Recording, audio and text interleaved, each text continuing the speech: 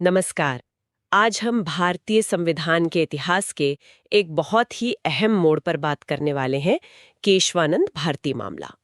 यहाँ सवाल ये उठा था कि क्या संसद के पास संविधान बदलने की शक्ति असीमित है? बिल्कुल। और ये सवाल आज भी गूंजता है। हमारे पास सुप्रीम कोर्ट के 1973 के उस ऐतिहासिक फैसले के कुछ खास अंश हैं और कोशिश ये समझने की है कि संविधान संशोधन की शक्ति, मौलिक अधिकार और ये जो बुनियादी ढांचे का विचार है, इनमें क्या कनेक्शन है, क्या क्या खींचतान थी। हाँ, और इसका नतीजा क्या निकला, ये जानना बहुत जरूरी है। चलिए तो फिर शुरू करते हैं।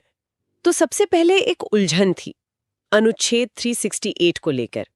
ये जो संविधान संशोधन की बात करता है, क्या ये सिर्फ प्रक्रिया बताता है या सच में संसद को शक्ति भी देता है? शुरू में ये क्लियर नहीं था। हाँ, ये एक बड़ा सवाल था। लेकिन फिर आया 24वां संशोधन। उसने ये साफ कर दिया कि हाँ, अनुच्छेद 368 सिर्फ प्रक्रिया नहीं है, ये बाकायदा शक्ति देता है संसद को। अच्छा।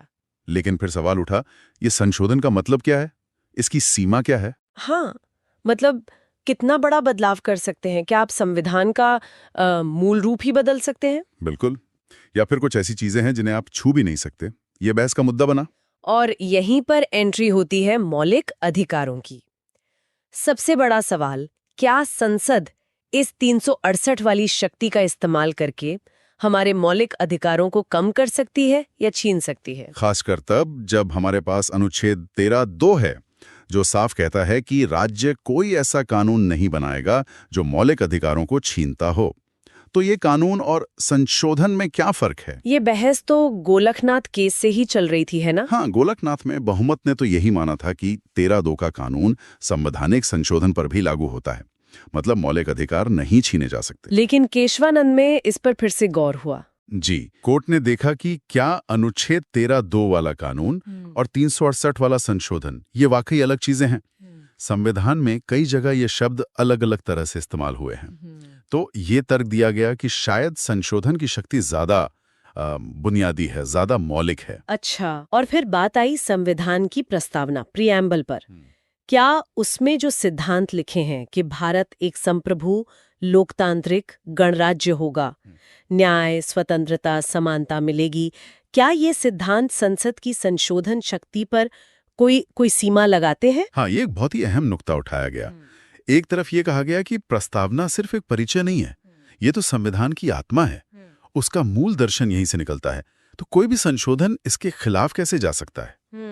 दूसरी तरफ तर्क ये था कि प्रस्तावना बेशक महत्वपूर्ण है, हमें रास्ता दिखाती है, लेकिन वो अनुच्छेद 368 में जो साफ साफ शक्ति दी गई है उसे कम नहीं कर सकती। तो ये सिर्फ कोई किताबी बहस नहीं थी? नहीं, बिल्कुल नहीं। इसका सीधा असर इस बात पर था कि क्या संसद संविधान का मूल चरित्र ही बदल सकती है या नहीं।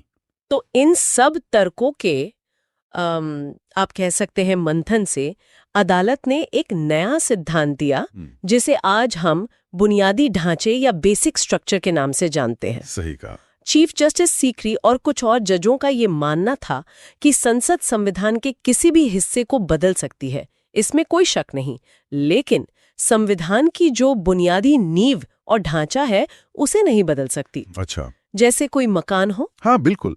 आप मकान की मरम्मत कीजिए, कमरे बदलिए, नई मंजिल बना लीजिए, लेकिन आप उसकी नींव के पत्थर नहीं ला सकते, आप उसकी मुख्य दीवारें नहीं गिरा सकते। तो संशोधन का मतलब संविधान को नष्ट करना नहीं हो सकता। Exactly. और इस बुनियादी ढांचे में क्या क्या आता है, कुछ उदाहरण दिए कोर्ट ने? हाँ, कुछ उदाहरण दिए गए, जैसे संविधान की सर्वोच्चता, वो सबसे ऊपर है, भारत का गणतांत्रिक और लोकतांत्रिक स्वरूप, सरकार का धर्मनिरपेक्ष चरित्र, शक्तियों का बंटवारा, मतलब विधायिका, कार्यपालिका, न्यायपालिका के बीच, और संविधान का संघीय ढांचा। और ये लिस्ट फाइनल नहीं है शायद? नहीं, ये लिस्ट पूरी नहीं थी। कोर्ट ने कहा कि ये कुछ उदाहरण हैं, समय के साथ और चीजें भी इसमें जोड़ी जा सकती हैं और जोड़ी भी गई हैं। ये बेसिकली न्यायपालिका ने एक लक्ष्मण रेखा खींची, ये कहने के लिए कि संविधान की अपनी एक पहचान है, एक मूल आत्मा है, जिसे संसद अपने संशोधन शक्ति से भी नहीं बदल सकती। अच्छा, इसी से जुड़ा एक और मामला था अनुच्छेद 21C का, जो 25वें संशोधन से आया था। जी हाँ, उस पर भी इस केस में विचार हुआ। उसका पहला हिस्सा तो ये कहता था कि अगर सरकार कुछ नीति निदेशक तत्वों को लागू करने के लिए कानून बनाती है, खासकर अनुच्छेद 39B और C वाले, जो संसाधनों के बराबर बंटवारे और धन के जमाव को रोकने की बात करते हैं, हाँ, तो ऐसे कानून को इस आधार पर चुनौती नहीं दी जा सकती कि वो अनुच्छेद 14, 19 या 31 वाले मौलिक अधिकारों का उल्लंघन करता है। ठीक है। लेकिन उसका जो दूसरा हिस्सा था वो ज्यादा विवादित था।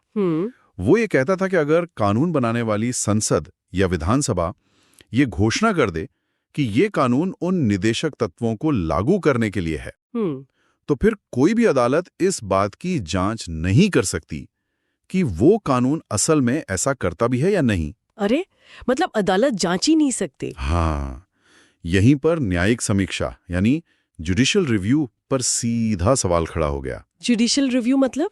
अदालत की वो ताकत जिससे वो देखती है कि कोई कानून संविधान के हिसाब से सही है या नहीं। बिल्कुल। और अनुच्छेद 31C का ये दूसरा हिस्सा इस शक्ति को उस खास कानून के मामले में एक तरह से खत्म कर रहा था। और क्या जुडिशियल रिव्यू को भी बुनियादी ढांचे का हिस्सा माना गया? हाँ, बिल्कुल।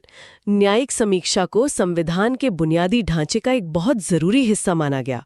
तो अदालत की समीक्षा की शक्ति को इस तरह पूरी तरह से बाहर कर देना ये बुनियादी ढांचे के सिद्धांत के ही खिलाफ जाता था। तो कुल मिलाकर केशवानंद भारती मामले के इन अंशों से एक तस्वीर साफ होती है।